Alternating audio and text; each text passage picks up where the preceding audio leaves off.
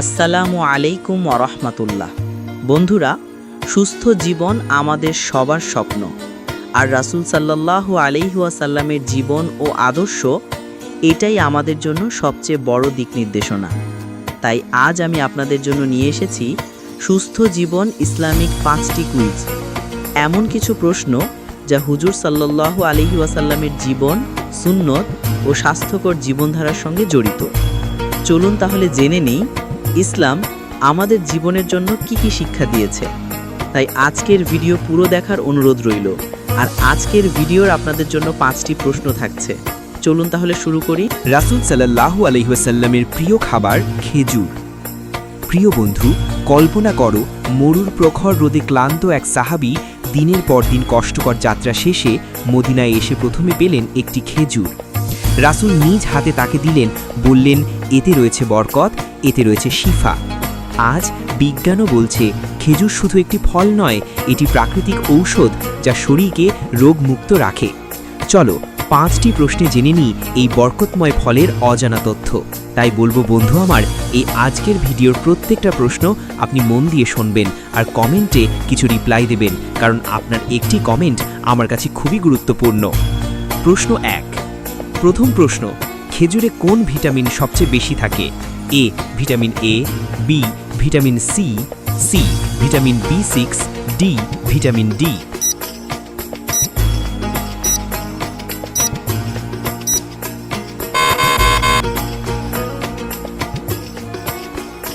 সঠিক উত্তর C vitamin B6। বিস্তারিত ব্যাখ্যা। বন্ধু, ভিটামিন B6 শরীরের স্নায়ুকে শক্ত রাখে, রক্তে হিমোগ্লোবিন উৎপাদনে সাহায্য করে আর আমাদের রোগ প্রতিরোধ ক্ষমতাকে অনেক গুণ বাড়িয়ে দেয়।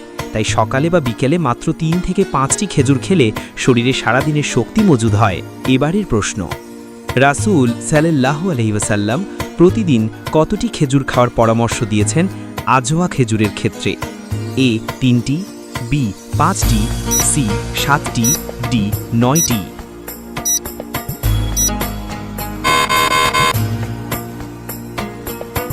ঠিক উত্তর সি 7টি। বিস্তারিত ব্যাখ্যা। হাদিসে এসেছে, যে ব্যক্তি সকালে 7টি আজওয়া খেজুর খাবে সেদিন কোনো বিষ বা জাদু তার ক্ষতি করতে পারবে না। বুখারী ও মুসলিম। বন্ধু দেখো, এ শুধু আধ্যাত্মিক সুরক্ষা নয়, বিজ্ঞানও বলছে 7টি খেজুর শরীরে প্রয়োজনীয় মিনারেল, ফাইবার ও প্রাকৃতিক চিনি পূর্ণ করে, যা সারাদিন শক্তি দেয় ও ক্ষুধা নিয়ন্ত্রণে রাখে। হ্যাঁ বন্ধু, যদি আমার এই ভিডিও আপনার ভালো লাগে তবে অবশ্যই আপনার বন্ধুদেরকে শেয়ার করুন আর কমেন্ট বক্সে আপনার মতামত দিন। চলে আসে পরবর্তী প্রশ্ন, খেজুরে প্রাকৃতিক চিনি কোন ধরনের? A fructose, B glucose, C sucrose, D সবগুলো।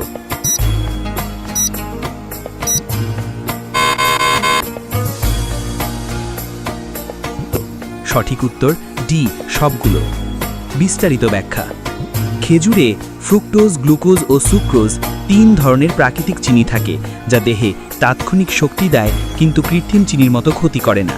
তাই দীর্ঘ সময় খালি পেটে থাকার পর, যেমন রোজার সময় খেজুর দিয়ে ইফতার করলে শরীর দ্রুত শক্তি ফিরে পায় এবং হজমের জন্য প্রস্তুত হয়। হ্যাঁ বন্ধু, যদি ভিডিওটা ভালো লাগে তবে ভিডিওটি দেখতে দেখতে চ্যানেলটিকে সাবস্ক্রাইব করে বেল আইকনটি অন করে দিন, যাতে করে পরবর্তী ভিডিও সবার আগে আপনি দেখতে পান। চলে আসে পরবর্তী প্রশ্ন, খেজুর সবচেয়ে বেশি কোন অঙ্গকে উপকার করে? এ হৃৎপিণ্ড, বি চোখ, সি ফুসফুস, ডি দাঁত।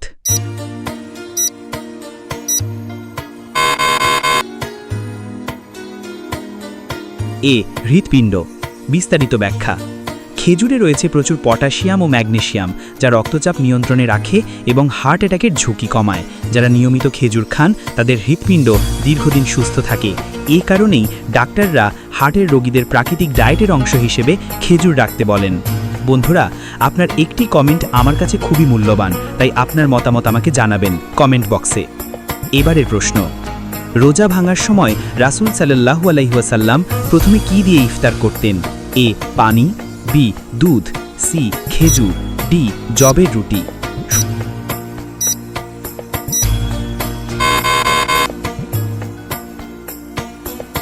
সঠিক উত্তর সি খেজুর। বিস্তারিত ব্যাখ্যা।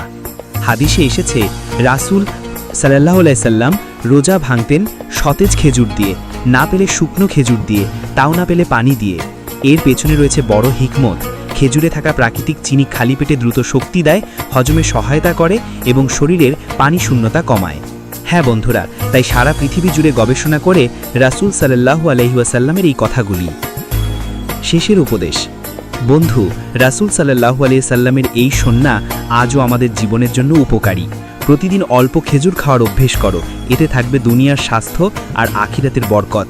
তাই বলবো বন্ধু, আপনি যদি আমাদের চ্যানেলে নতুন হয়ে থাকেন তাহলে চ্যানেলটিকে সাবস্ক্রাইব করে বেল আইকনটি অন করে দিবেন, যাতে করে পরবর্তী ভিডিও সবার আগে আপনি দেখতে পান। বন্ধু, আজকের ভিডিওর কটা প্রশ্ন আগে থেকেই আপনি জানতেন কমেন্ট বক্সে জানান। দেখা হবে পরের ভিডিওতে ইনশাআল্লাহ। আল্লাহ হাফেজ।